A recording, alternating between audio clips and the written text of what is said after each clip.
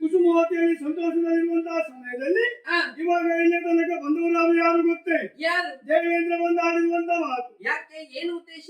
ದುಷ್ಟನ ಇರುವಂತಹ ತಾರಕ ಎಂಬ ದಾನವ ದೇವಲೋಕ ತನಕ ಹೋಗಿ ಪೀಠವನ್ನು ವಶ ಮಾಡಿಕೊಂಡಿದ್ದಾನೆ. ಅಷ್ಟೇ ಮಾತ್ರವಲ್ಲ, ತಾರಕನ ವಧೆಯಾಗಬೇಕಂತ ಆದ್ರೆ ಆತನಿಗೆ ಬ್ರಹ್ಮನಿಂದಲೇ ಒಂದು ವರ ಉಂಟಂತೆ. ಏನು? ಹರಗಿರಿಜರು ಸೇರಿ ಹುಟ್ಟುವ ಮಗುವಿಂದ ಮಾತ್ರ ಮರಣ ಎಂಬುದಾಗಿ.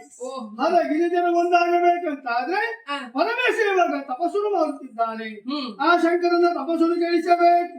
ಅದು ಯಾರಿಂದ? ಈ ಮನ್ಮಥನಿಂದ ಎಂಬುದಾಗಿ. ಅದಕ್ಕಾಗಿ ಇಂದು ಹೊರಟದ್ದು ಪರಶಿವನ ತಪಸ್ಸನ್ನು ಗಳಿಸಿಗಾಗಿ. ಸ್ವಾಮಿ, ಒಂದು ವಿಷಯ ಉಂಟು.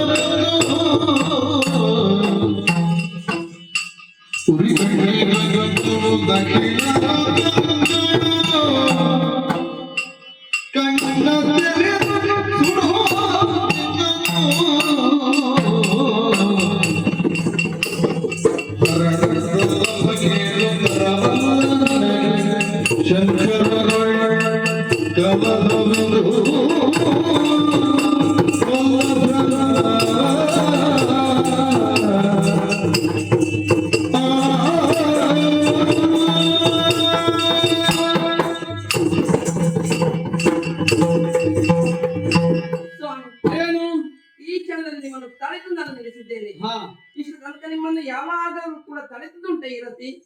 ಚಿನ್ನ ಹರಿವಾಣವೊಂದನ್ನು ತಂದು ಅದನ್ನು ಫಲಪುಷ್ಪಗಳನ್ನು ಇರಿಸಿ ದೀಪವೊಂದನ್ನು ಬೆಳಗಿಸಿ ಮುಖಕ್ಕೆ ಮಂಗಳಾರತಿಯನ್ನು ಎತ್ತಿ ನಗುಮುಖದಿಂದಲೇ ಹೋಗಿ ಸ್ವಾಮಿ ಎಂದು ಇರತಿ ನಿಮ್ಮನ್ನು ಕಳಿಸಿಕೊಟ್ಟಂತಹ ಗಳಿಗೆಯೇ ಹೆಚ್ಚಾಗಿತ್ತು. ಈ ಕ್ಷಣ ನಿಮ್ಮ ಮಾತನ್ನು ಕೇಳಿದಾಗ ಇದರಿಂದ ಆರ್ಭಟವೇ ನನ್ನ ನೆತ್ತಿ ಮೇಲೆ ಆದಂತಹ ಅನುಭವವಾಯಿತು. ಸ್ವಾಮಿ, ಏನು? ದೇವೇಂದ್ರಿಗೆ ಮಾತನ್ನು ಕೊಟ್ಟವರು ಮಾತಿನ ಪ್ರಕಾರವಾಗಿ ನಡ್ಕೊಳ್ಬೇಕಾದ್ದು ನಿಮ್ಮ ಧರ್ಮ. ನಿಜ. ಆ ಧರ್ಮ ಎಂಬುದನ್ನು ತಡೆಬೇಕಾಯ್ತು ನನ್ನ ಕರ್ಮ. ಸ್ವಾಮಿ, ಸ್ವಲ್ಪ ಯೋಚಿಸಿದ್ದೀರಾ? ಶಿವನ ಯೋಗ್ಯತೆಯನ್ನೆಂಬುದು ಪ್ರಪಂಚಕ್ಕೆ ತಿಳಿದಿದೆ. ಮೊದಲು ಮುಂಗಾಪಿಯಾದ ಹೆಚ್ಚಿನಂತ ಹುರಿಕಣ್ಣೆಂಬುದು ಆತನ ಹಣೆಯಲ್ಲಿ ಇಲ್ಲಿ ಉಂಟು. ಸ್ವಾಮಿ, ಕೋಪಕ್ಕೆ ಒಳಪಟ್ಟಾಗ ಆ ಮೂರನೇ ಕಣ್ಣನ್ನು ತೆರೆದಂತಾದ್ರೆ ಏಕಕಾಲದಲ್ಲಿ 3 ಲೋಕವೇ ಸುಟ್ಟು ಭಸ್ಮವಾಗಿ ಹೋಗ್ತದೆ. ಅಂತ ಕೋಪಿಷ್ಟನ ತಪಸ್ಸನ್ನು ಕೆಡಿಸಿದ ಮಕ್ಕಳ ಆಟ ಅಲ್ಲ. ನನ್ನ ಮಾತು ಕೇಳಿ ಹೋಗುದು ಬೇಡ ಸ್ವಾಮಿ. ಸರಿಯಾಗಿ ನಿನಗೆ ಹುಚ್ಚಿಡಿದಿದ್ದಂತೆ. ಈಗ ನನಗೆ ಹುಚ್ಚಿಡಿದಿದ್ದು ಹೌದು. ಆದ್ರೂ ಮಾತೆಲ್ಲ ಹುಚ್ಚಾಯ್ತು. ಆಗಲಿ, ಈ ಹುಚ್ಚನ ಮಾತೆಲ್ಲ ನಾನು ಕೇಳುವುದಿಲ್ಲ. ಈ ನನ್ನ ಹೆಂಡತಿ ಮಾತು ಹುಚ್ಚಾಯ್ತಂತ ಆದ್ರೆ ನೀ ಹುಚ್ಚೆ ನಿಮ್ಮನ್ನು ತಡೆದಿದ್ದಾಳೆ ಎಂಬುದಾಗಿ ತಿಳ್ಕೊಂಡು ನನಗೆ ಬೇಸರವಿಲ್ಲ. ಆದ್ರೆ ನೀನು ತಡೆದರೂ ನಾನು ಕೇಳುವುದಿಲ್ಲ. ಯಾಕೆ? ಪರಶಿವನ ಕಿಚ್ಚುಕಣ್ಣಿಗೆ ಪ್ರಪಂಚವೇ ಸುಡುತ್ತದೆ. ಹೌದು. ಆತನ ಕಿಚ್ಚುಕಣ್ಣಿನ ಭೀತಿ ಮನ್ಮಥನಿಗೆ ಉಂಟೆಂಬುದಾಗಿ ಭಾವಿಸಿದ್ಯಾ? ಇಂದು ನಾನು ಹೋಗುದು ಯಾಕೆ?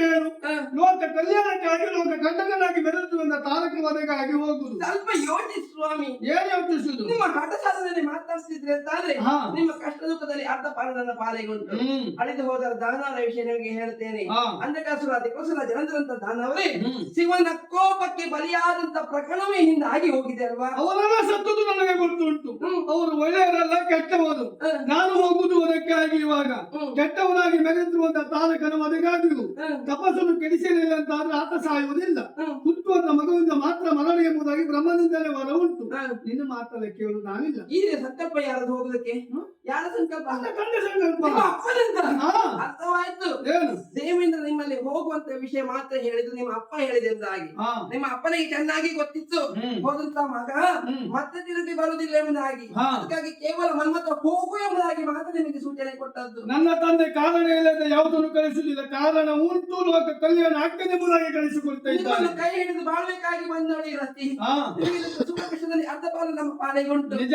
ಒಂದು ವೇಳೆ ನನ್ನ ಪಾಲಿಗೆ ಮರಣವೇ ಬರುದಂತಾದ್ರೆ ನಿಮ್ಮಿಂದ ಮುಂಚಿತವಾಗಿ ನನ್ನ ಸಿನೆ ಎಂಬುದು ತೊಳೆ ಮೇಲಿಟ್ಟು ಯಾವ ಯೋಚನೆ ಇಲ್ಲದೆ ಪ್ರಾಣವನ್ನು ಬಿಡಬೇಕೆಂಬಂತ ಯೋಚನೆಯಲ್ಲಿ ಇದ್ದವಳು.